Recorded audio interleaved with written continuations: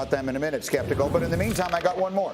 Would you believe that Jimmy G will be the starter in San Francisco by week 8? Greeny, I'm kicking myself here. In the prompt, I got no, but damn, man, this one right here has me. This one has me shook right now. They've invested so much capital into Trey Lance to yank him possibly by week 8 sounds crazy. But this is the 49ers that we're talking about. Well, so it's an interesting thing. At this point, to be clear, what he means is he's arguing with himself. He originally gave our producers the answers no, and now he's contemplating changing it to yes. And the reason we picked week 8 is because our friend Peter King, in his preseason column, predicted that Jimmy G would replace Trey Lance as the starter by week 8. I want you to hear the 49ers coach, Kyle Shanahan, yesterday on the narrative he knows will emerge if Lance struggles. Listen. I mean, we all know how it'll go. I mean, I also know if Jimmy wasn't here and Trey did bad, how it would go. So we understand that. The fact that he has a successful quarterback behind him, that's obvious how that narrative will be, and understandably so. I think our players also know Jimmy went through some tough times too, and they had his back.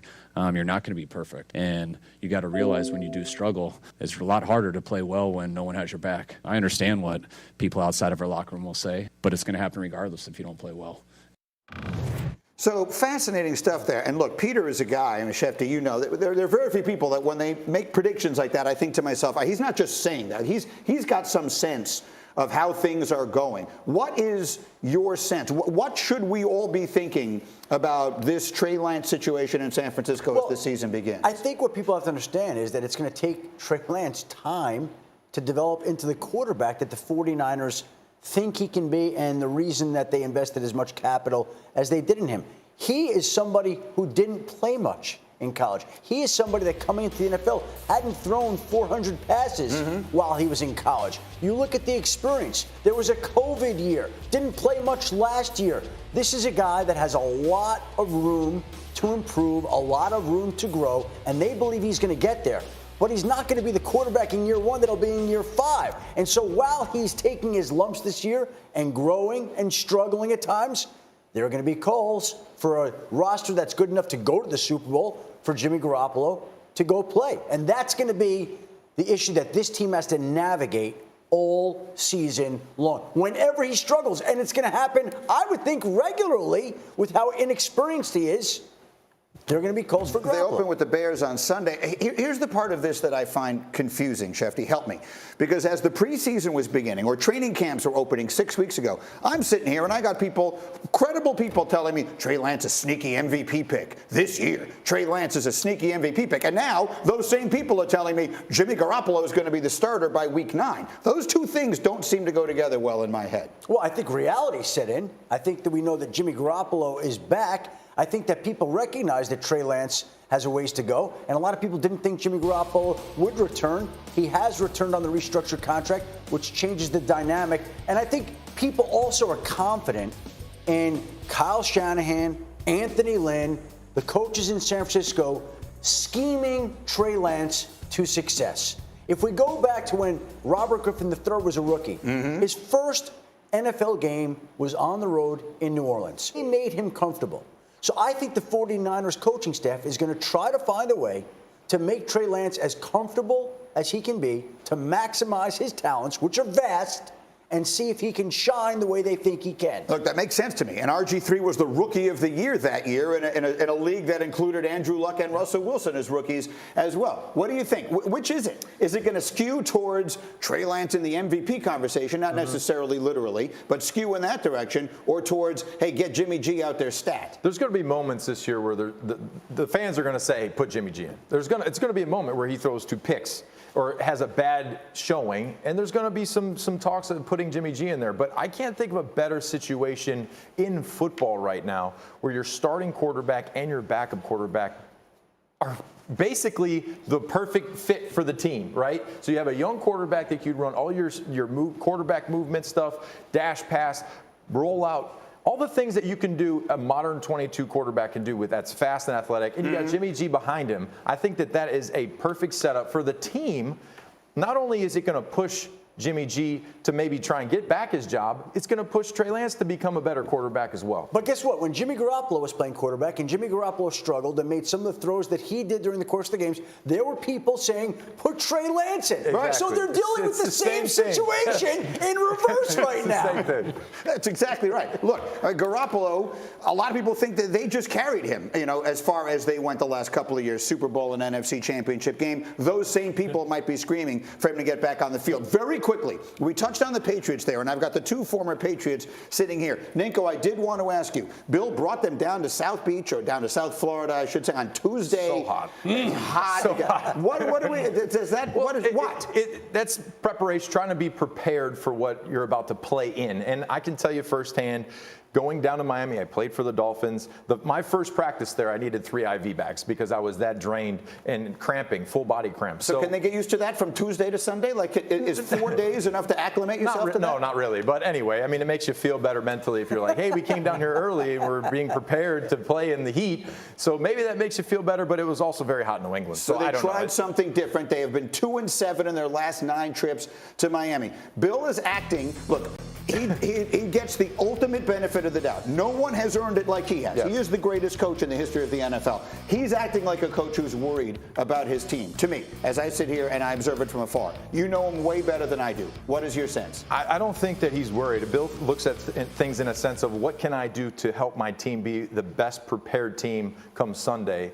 And if he thinks going down there on a Tuesday is best, then they're going to go down there on Tuesday. But I don't think that he's worried like maybe Bart Scott thinks they're worried. Give me a quick thought, Schefter, on the Patriots right now. As D. Wood thinks they may miss the playoffs. Ninko's feeling good. How are we feeling? Well, I just can't believe how much talk there's been about the offensive coordinator. And I know Josh McDaniels is an elite play caller, but I just can't believe that we're giving no benefit of the doubt to this coaching staff, to these people, to that quarterback.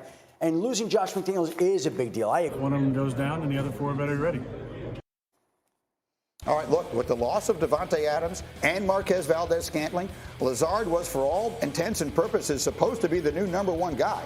As it stands, 3 of the 6 names on this graphic were not with the Packers last year. Lazard, as you see, the only guy with over 500 yards. So let me start with Schefter. What can you tell us about this with Lazard here? Again, I keep calling, this is the last thing in the world the Packers needed before Week 1. Well, if you're going into Week 1 and your leading wide receiver isn't practicing on Wednesday due to an ankle injury, that's not encouraging in terms of his availability for Sunday's game.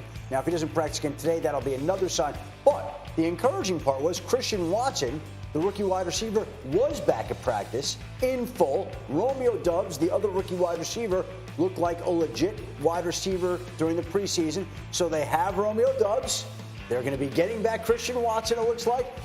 Obviously, Allen Lazard remains uncertain, and it looks difficult right now. They'll know they'll have him at some point. It just might not be Sunday. So, Joe, let's talk about Aaron here if we can. That's obviously a guy that you and Troy have been around a lot over the years, and he continues to make stars out of players. But Davante Adams might have been the biggest star he ever created, and now he's gone. What is your sense of what is in store for Rodgers and the Packers? I think it's fascinating because you're right. We've talked to Aaron, gotten to know him over the years really well. He sets a really high bar for wide receivers, and it takes those young guys a long time to gain his trust. And now that Lazard is iffy for Week 1, and Lazard, by the way, was known in that offense as being, he's a good receiver, possession type receiver, but a really good blocker. And now he's the #1 receiver, so there's no way you can lose Davante Adams. I thought that was going to be some kind of package deal, that they were both coming back to Green Bay. Now Davante Adams is gone, and I think there's going to be a real intense spotlight on those young receivers, and Aaron Rodgers is not easy on them. The way that unfolds over the first month of the season, especially if Lazard's not around, is going to be fascinating to watch. What does that add up to, Ninko? I mean, what? It's trouble. I think that's trouble. Lazard down. Usually a quarterback has somebody that they have the confidence in a tight spot. I'm going to this guy. I know I'm going to this guy. And yes, it's Aaron Rodgers. We're not doubting his skills. But at the same time, you need to have confidence in your core receivers that are on the field to be exactly where you want them to be and expect them to be versus the defense that they're showing you. So again, usually a lot of the communication, I could go back to Tom Brady, how he would get after the receivers. Listen, it's cover 3. I want you here. It's cover 2. It's man. This is where I want you. This is where I want you to sit in the zone. All those things are chemistry with time. And when you don't have the time, or you have guys out of injury that have been with you in the past, that's going to be a big, big problem. So week 1, I think they might be in trouble. What does it add up to you for week 1, D. Wood? I got to echo a lot of what Nico was talking about. You know, when you Who talk wins about, the game? I'm going to Vikings. I think the Vikings win week 1. We know when it comes to week 1, it's the wackiest game, week of the year, because everyone's holding back holding back plays, and they want to come out with a bang. And I think this Minnesota Vikings team, with Kevin O'Connell coming from that Sean McVay tree, this is going to be a drastically different looking offense from the Minnesota Vikings playing at home. I'm taking the Minnesota Vikings. Also, if you're the Vikings, aren't you saying nobody's talking about us at all in this division? Nobody's giving us a chance at all. So that's motivating for them to come out and make a statement week 1. Well, Woody's talking about how unpredictable week 1 is. Go back to last year. Packers got steamrolled by the New Orleans Saints, which nobody expected before they went on their own run. And we also were talking before about Tony Pollard and Zeke Elliott. Well, I think the Green Bay Packers are going to feature A.J. Dillon and Aaron Jones together as well. And lean on those two players, just like the Cowboys are shorthanded at wide receiver, lean on 2 backs. I think the Packers, same story there. That could be a team that leans on the running game more than it traditionally has. Joe, give us a final thought here as we get set. Again, Rodgers, the 2-time defending league MVP, certainly, I don't know, an unusual personality to say the very least, and now goes into a season where there'll be a real spotlight on his leadership. What is your expectation? Yeah, I mean, I would never bet against him. The record that Matt LaFleur has since going there, you have to respect that. But it's going to be a challenge. You don't lose Devontae Adams and get better. So, they have a lot of pressure on young guys, and somebody's going to have to step up. As they play the Vikings, wouldn't Aaron Rodgers kill for one of the top 2 guys the Vikings have? It's just, this is the way it is. This is the way that organization went. And they may pay the price here early. I think they'll get there, but it's going to take a while for this transition. I saw that Michael Irvin yesterday on NFL Network picked Kirk Cousins to be the MVP of the league this year, which made me wonder, what has Stephen A. done to him? I mean, what exactly has Stephen A. done to our friend Michael? Hey, Joe, listen, I haven't had a chance to say welcome to ESPN. We are all thrilled to have you and Troy on the team, and we're looking forward to Monday night and then all the Monday nights going forward from there. Thank you, and you are welcome here anytime.